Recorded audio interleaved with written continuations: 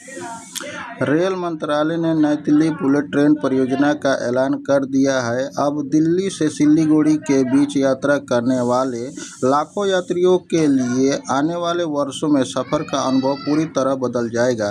केंद्र सरकार ने राजधानी दिल्ली को पश्चिम बंगाल के प्रमुख शहर सिलीगुड़ी से हाई स्पीड रेल नेटवर्क के जरिए जोड़ने की दिशा में कदम बढ़ा दिया गया है।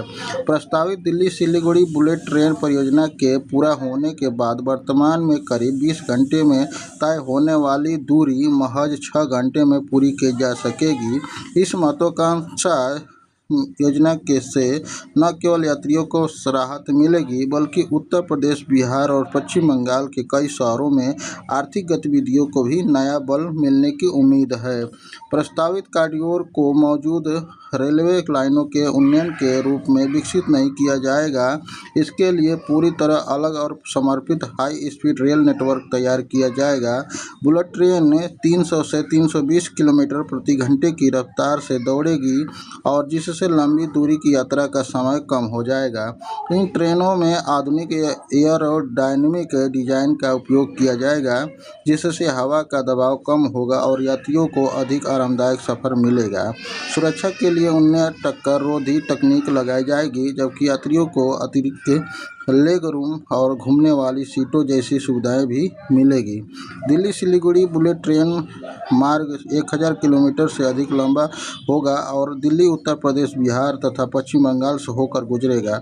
इस रूट की खासियत यह होगी कि इससे केवल दूरी कम करने के उद्देश्य से नहीं, बल्कि अधिकतम लोगों को कनेक्टिविटी देने के लिए डिज़ाइन किया जाएगा। योजना के अनुसार ट्रेन नई दिल्ली से चलकर लखनऊ, वाराणसी और पटना जैसे प्रमुख शहरों से होते हुए सिलीगुड़ी पहुंचेगी। इससे उत्तर भारत और पूर्वी भारत के बीच तेज और अधिक सुविधाजनक संपर्क स्थापित होगा। नई दिल्ली इस कॉरिडोर का शुरुआत केंद्र होगी।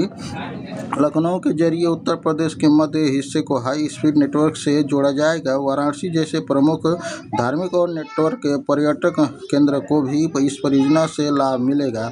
बिहार की राजधानी और पटना को बड़े यात्रियों के केंद्र के रूप में विकसित करने की योजना है, जबकि सिलीगुड़ी उत्तर बंगाल और पूर्वोत्तर भारत के प्रवेश द्वार के रूप में अंतिम स्टेशन होगा। रेल मंत्री अश्विनी वैष्णव की घोषणा के बाद यह परियोजना फिलहाल प्रारंभिक योजना और अध्ययन के चरण में है। विस्तृत परियोजना रिपोर्ट तैयार करने का कार्य national high speed rail corporation limited को सौंपा जाएगा। DPR के तहत ड्रोन सर्वे, सर्वाधिक रूट का निर्धारण, भूमि की स्थिति का अध्ययन और पर्यावरण प्रभाव का आकलन किया जाएगा। प्रारंभिक स्तर पर केंद्र सरकार की ओर सहमति मिल चुकी है, लेकिन आगे बढ़ने के लिए संबंधित राज्यों से भी आवश्यक मंजूरी ले